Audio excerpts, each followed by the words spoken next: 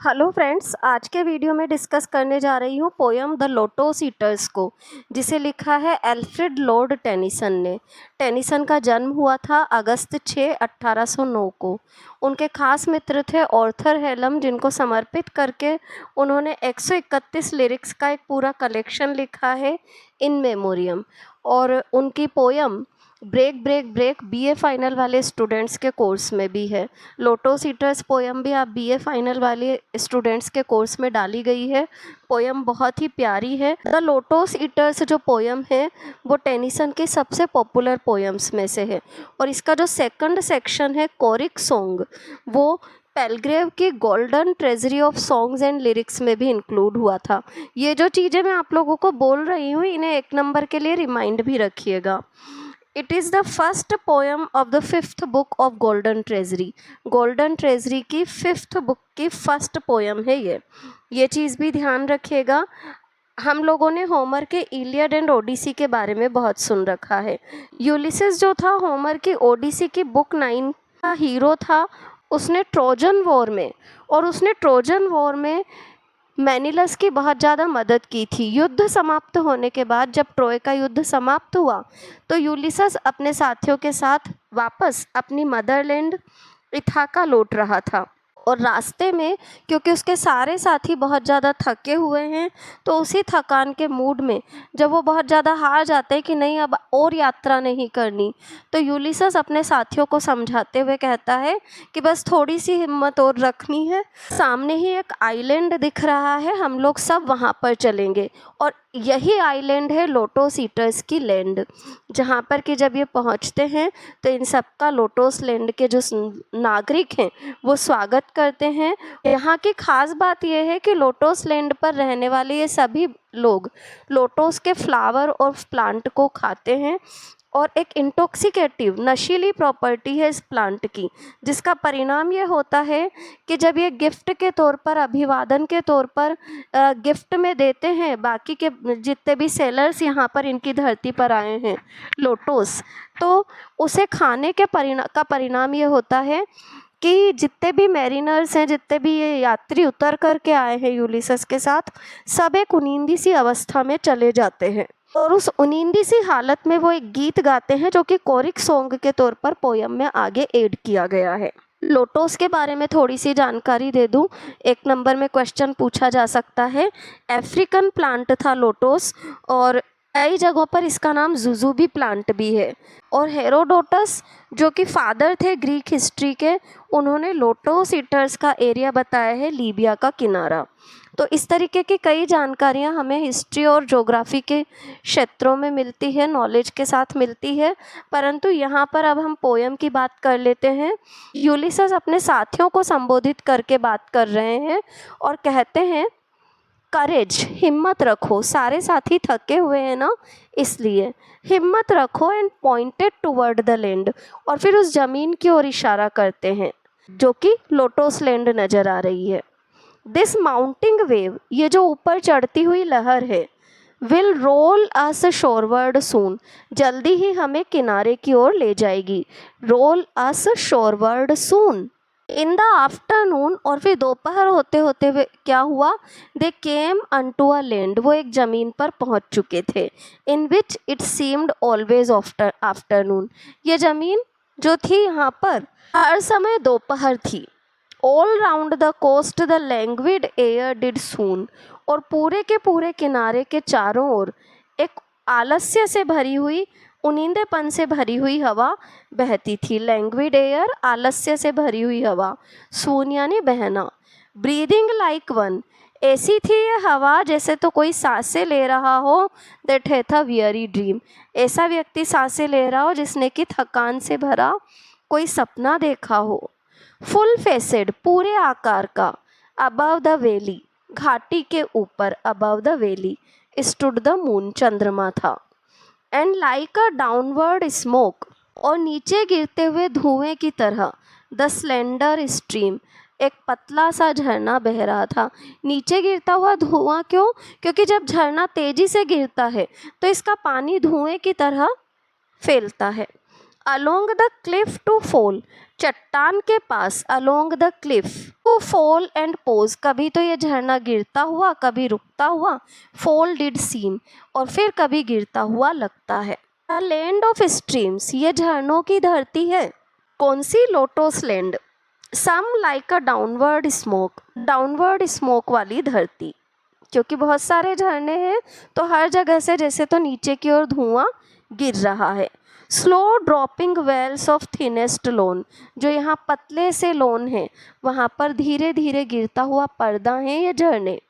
Slow dropping Wales, धीरे धीरे गिरता हुआ पर्दा है ये झरने। वेल्स यानी पर्दा, घूंघट।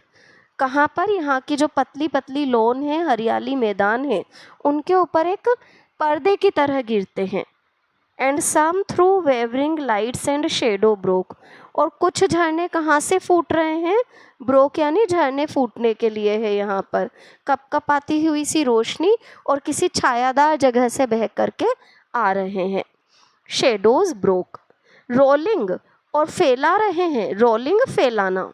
अ स्लम्बरस शीट ऑफ फोम, उनींदेपन से भरी हुई चादर। स्लम्बरस, उनींदेपन से भरी हुई। शीट, चादर। किसकी है ये चादर? ऑफ फोम, झाग की। कौन सा झाग? जब पानी तेजी से गिरता है जो झाग जैसा इकट्ठा हो जाता है, उसके लिए है कि एक उनींदेपन से भरी हुई चादर यहाँ पर फैली हुई है झाग की।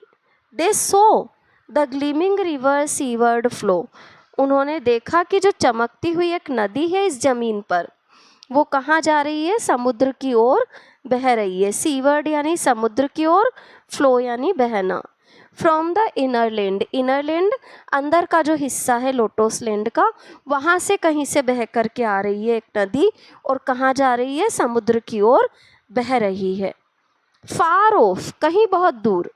Three mountain tops, three mountain tops, तीन पहाड़ी के शिखर हैं। Three silent pinnacles of aged snow, ये जो माउंटेन टॉप्स है ना, ये वास्तव में क्या है? तीन शांत शिखर हैं, पिनेकल्स, शिखर। ऑफ एजेड स्नो, उम्र दराज बर्फ के शांत शिखर हैं ये। एजेड, उम्र दराज यानी कि बहुत पुरानी। और ये तीनों शिखर कैसे हैं?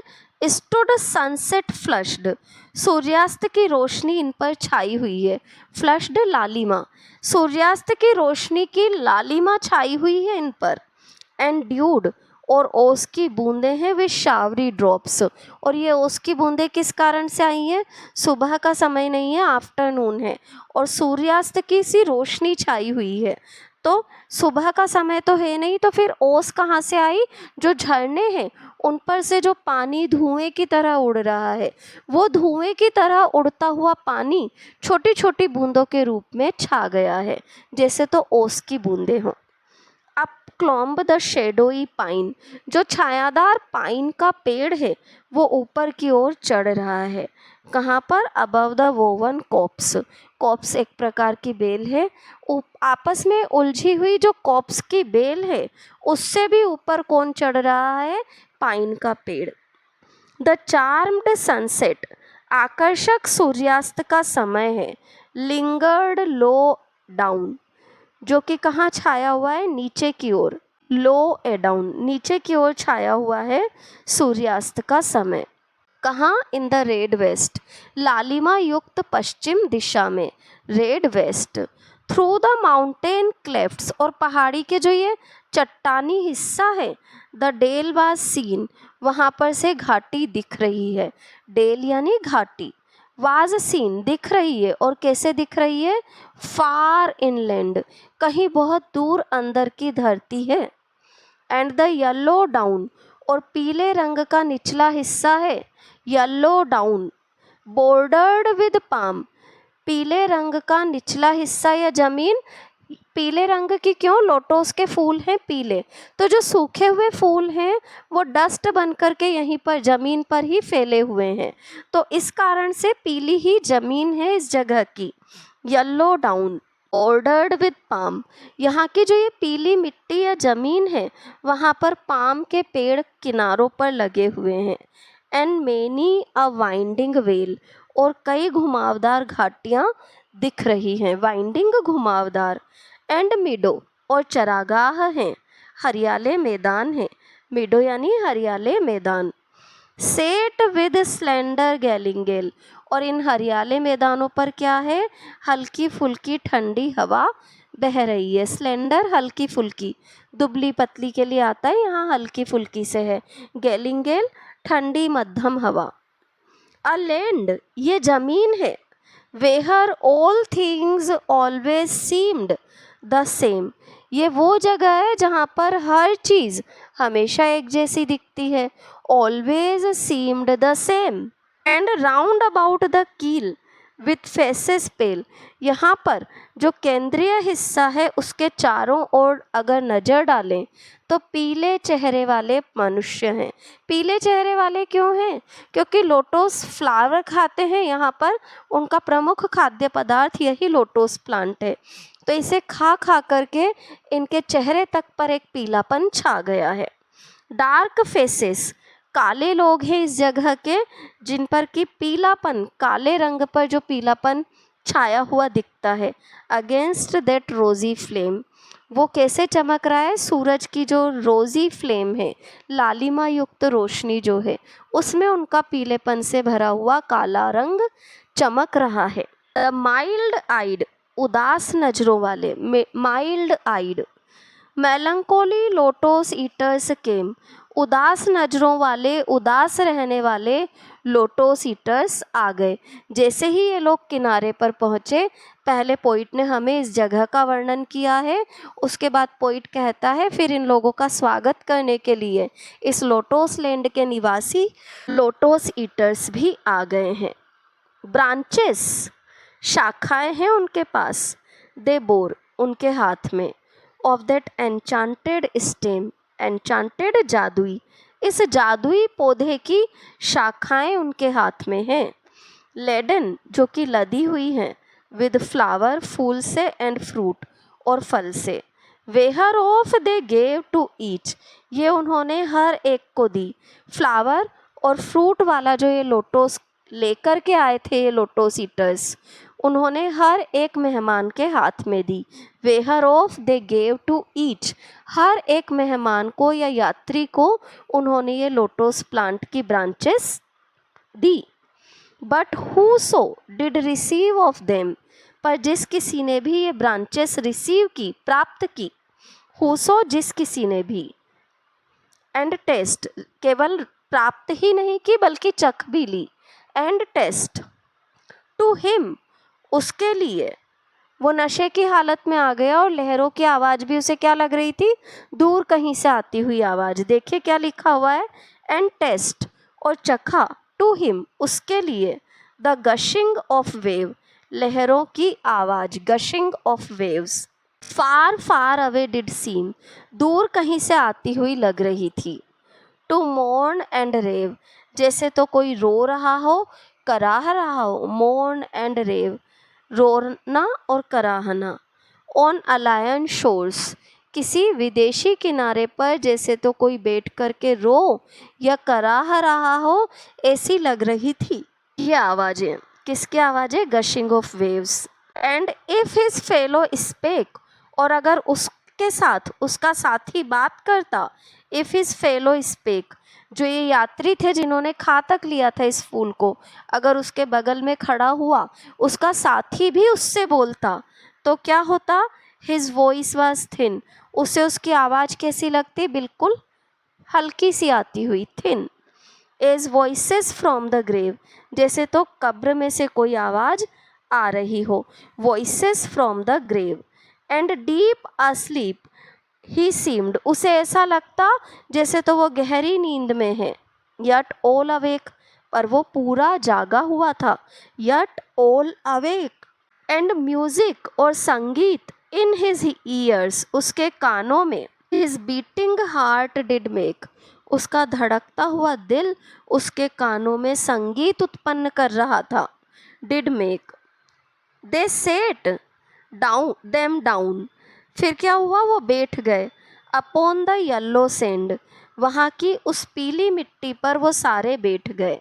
उसके कानों में उसका हृदय संगीत उत्पन्न कर रहा था। उसे ऐसा लग रहा था जैसे वो गहरी नींद में है, परंतु पूरी तरह से जागा हुआ था। दे सेट देम डाउन, फिर सारे के सारे बैठ गए। कहाँ? उस जमीन पर। अपॉन द येलो सैंड, पीली मिट्टी पर। Between the sun and moon upon the shore, सूर्यास्त के थोड़ा पहले का समय है। सूरज और चंद्रमा दोनों किनारे पर हैं, क्योंकि सूरज के जाने का और चंद्रमा के आने वाला समय है ये। एंड स्वीट इट वाज, बड़ा ही मधुर था। टू ड्रीम ऑफ फादरलैंड, अपनी पैतृक जमीन के बारे में विचार करना। Dream of fatherland. अच्छा, ये sun and moon upon the shore बहुत प्यारी इमेज दे रखी है, ध्यान दीजिएगा। दोपहर का वो समय जबकि दिन ढलने के उस पर है, सूर्यास्त करीब आने लगा है, और सूरज का तो जाने का और चंद्रमा के आने का समय है। ये वो टाइम होता है या ये वो पॉइंट होता है दिन का जबकि धरती के ऊपर सूरज और चंद्रमा दोनों एक साथ चमकते हैं। तो कुछ वही रेफरेंस है पोयम के अंदर।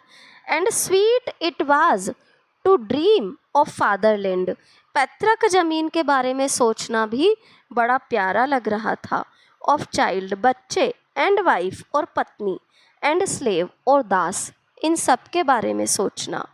बट एवर मोर, पर इससे भी ज़्यादा, मोस्ट वियरी सीम्ड द सी, सबसे ज़्यादा थकाने वाला कौन था? समुद्र। वियरी द ओर, सबसे ज़्यादा थकाने वाली थी पतवार। क्यों? क्योंकि अब समुद्र के उस जीवन से वो थक गए थे, पतवार चला चला के वो थक गए थे। Weary the wandering fields of barren foam, और उससे भी ज़्यादा थकाने वाला था वो झाग का सूना मैदान। झाग का सूना मैदान यानी कि समुद्र जहाँ पर कि पानी का झाग है। Wandering fields of barren foam. Then someone said, फिर किसी ने कहा, we will return no more. सारे बैठे हुए उनींदे नशे किसी हालत में, उनमें से एक बोला, we will return no more, अब हम नहीं लौटेंगे। We will return no more. And all at once they sang, और तुरंत सारे गाने लगे। Our island home is far beyond the waves, हमारा जो आइलैंड होम है वो बहुत दूर है लहरों से। वी विल नो लॉन्गर रोम, अब हम नहीं भटकेंगे। यहाँ पर पोयम का कोरिक सॉन्ग से पहले का पार्ट कंप्लीट होता है। नेक्स्ट पार्ट में कोरिक सॉन्ग डिस्कस करूँगी अपने एक्सप्लेनेशन में। इतने पार्ट में कोई कन्फ्यूज़न हो तो कमेंट बॉक्स में कमेंट डालिए। वीडियो अच्छा लगा हो तो चैनल को लाइक, सब्सक्राइब और शेयर ज़रूर करें।